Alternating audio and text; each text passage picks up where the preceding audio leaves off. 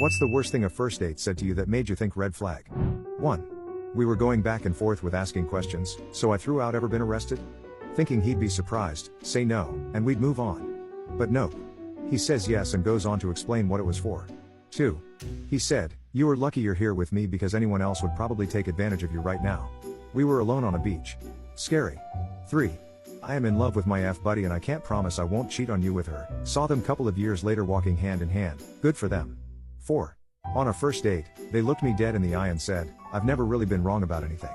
The way they said it, so seriously, made me realize they probably wouldn't handle disagreements well. Big red flag. 5. Can you buy me some gift cards so my kids stay quiet? 6.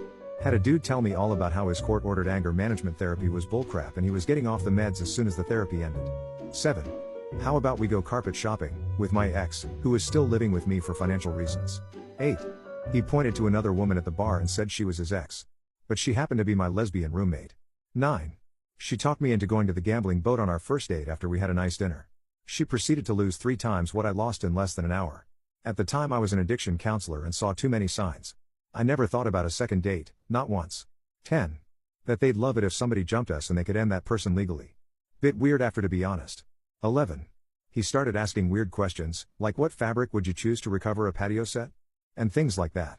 It turned out he was interviewing me for the role of wife. At the end of the date he announced I checked all the requirements and we needed to plan for me to quit my job and become his girlfriend. He would pay for everything, he was the CFO of a big company, and he couldn't have a girlfriend/wife that worked. I needed to also find a cause to volunteer to. These all told with a straight face. I was speechless. I told him it was time to go and we could talk later. Then I messaged him telling him I felt no chemistry, which was true, and I didn't think a relationship would work. He insisted and continued to message me for a while insisting I was perfect and needed to be his wife.